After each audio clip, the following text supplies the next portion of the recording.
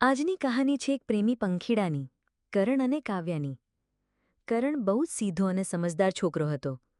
કાવ્યા ખૂબ જ દેખાવડી અને થોડી મસ્તીખોર હતી. કરણ અને કાવ્યા બંને કોલેજમાં સાથે ભણતા હતા. એક દિવસ કોલેજમાં એક પ્રોજેક્ટ કરવા માટે કરણ અને કાવ્યાને એક ટીમમાં રાખવામાં આવ્યા. પ્રોજેક્ટ બનાવવા માટે રોજ બંને મળતા, વાતો કરતા, કામ કરતા. ધીરે ધીરે બંને વચ્ચે ગહેરી દોસ્તી થઈ ગઈ. પ્રોજેક્ટ ખૂબ સારો બન્યો હતો. પ્રથમ ઇનામ મળ્યું હતું, જેથી કરણ અને કાવ્યા ખાસ મિત્રો થઈ ગયા. એકબીજાના ઘરે પણ આવવા જવા લાગ્યા. ભણવાનું પૂરું થયા પછી હવે બંને બહાર મળતા, ફરવા જતા.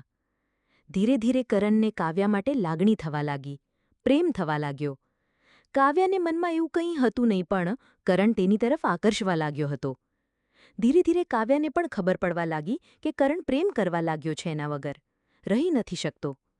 કરણ જે રીતે કાવ્યાની દેખભાળ રાખતો અને સમજાવતો બધી વસ્તુમાં, અને એક દિવસ પણ રહી નથી શકતો, એ પરથી કાવ્યાને પૂરેપૂરું સમજાઈ ગયું હતું કે કરણ એને ખૂબ પ્રેમ કરવા લાગ્યો છે. કાવ્યા અવારનવાર દુઃખી રહેતી. આમ તો એ મસ્તીખોર હતી, પણ એનો એક જૂનો મિત્ર હતો રાજેશ, જેના લીધે કાવ્યા ઘણીવાર દુઃખી હતી.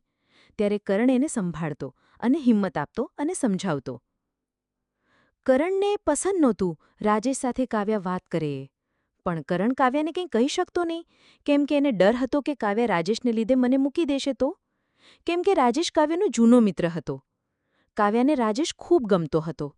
એની વાતો પરથી કરણને લાગતું. કરણનો કાવ્યા પ્રત્યેનો પ્રેમ રોજ વધતો જતો હતો. એક દિવસ કરણે કાવ્યાને વાત કરવાનું નક્કી કરી દીધું.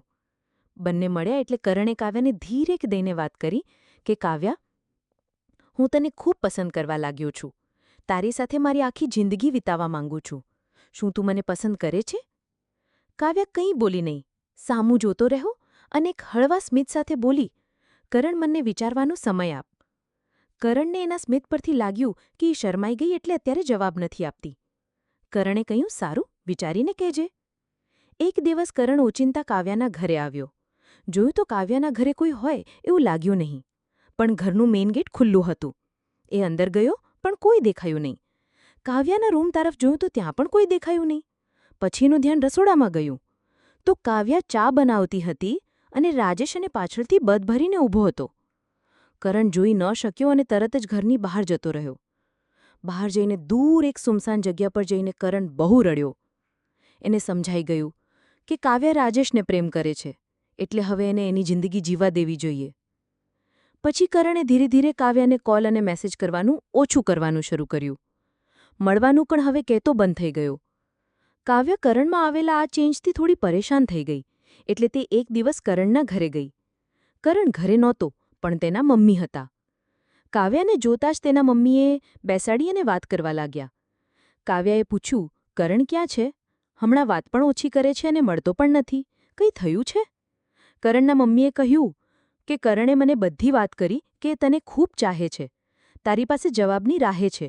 પણ થોડા દિવસ પહેલાં એ તારા ઘરે આવ્યો હતો ત્યારે તને ખબર પડી કે તું રાજેશને પ્રેમ કરે છે, એટલે તે હવે તમને તમારી જિંદગી જીવા દેવા માગે છે. કાવ્યા દુઃખી થઈ ગઈને પૂછ્યું, ક્યાં છે કરણ? મારે મળવું છે. કરણના મમ્મીએ કહ્યું, એ સામેના પાર્કમાં બેઠો હશે. કાવ્યા તરત જ એ પાર્કમાં ગઈ અને જોયું તો કરણ બાકડા પર બેસેલો હતો, ખૂબ દુઃખી અને નમ આંખો સાથે. કાવ્યા ધીરેક દઈને કરણની બાજુમાં બેસી. કરણનો હાથ પકડ્યો અને એના ખભા પર માથું રાખીને બેસી. ત્યાં કરણે જોયું કાવ્યા છે. તે તરત જ ઊભો થઈ જાય છે અને પૂછે છે, તું અહીં શું કરે છે? કાવ્યા કહે છે, તારો જવાબ આપવા આવી છું. કરણ કહે છે, જવાબ તો મને મળી ગયો છે, હવે કંઈ જરૂર નથી. કાવ્યા કહે છે, શું જવાબ તને મળ્યો? કરણ કહે છે, એ જ કે તને રાજેશ પસંદ છે. કાવ્યા હસવા લાગી અને કહ્યું, રાજેશ મારો જૂનો મિત્ર છે, એનાથી વધુ કંઈ નથી. એ મને ઘણીવાર દુઃખી પણ કરે છે. તને ખબર જ છે, પછી તું જ મને સંભાળતો અને હિંમત આપતો અને સમજાવતો, તો એની સાથે હું મારી જિંદગી વિતાવું? કે જે વ્યક્તિ મને દુઃખમાં સાથ આપે, સમજાવે, મને પ્રેમ કરે છે, એની સાથે વિતાવું? કરણ કહે છે, ના, મેં મારી આંખે જોયું.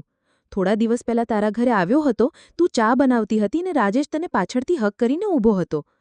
કાવ્યા કહે છે, એ મસ્તીખોર છે. ચા બનાવતા બનાવતા મેં એને મદદ માટે કહ્યું તો મસ્તીમાં એ પાછળથી એ રીતે હાથ લાવીને મને કહે છે, લાવ હું બનાવું. પણ એ મને ગમ્યું નહોતું, એટલે તરત જ હું ખસી ગઈ હતી અને એને મેં ખીજાણી હતી. હવે ધ્યાન રાખીશ, એની જોડ વાત નહીં થાય, તું ચિંતા ના કર. મને તું જ પસંદ છે, હું તારી સાથે મારી પૂરી જિંદગી વિતાવવા માંગુ છું. કરણ ખુશ થઈ જાય છે અને બંને એકબીજાને ભેટી પડે છે. સાચો પ્રેમ મળવો બહુ અઘરો છે. જો તમને મળતો હોય તો એને ના ઓળખવાની ભૂલ ન કરતા. કહાની ગમી હોય તો લાઇક કરજો, શેર કરજો અને કોમેન્ટ કરજો. વધુ આવી કહાની માટે સબસ્ક્રાઇબ જરૂર કરો. આભાર.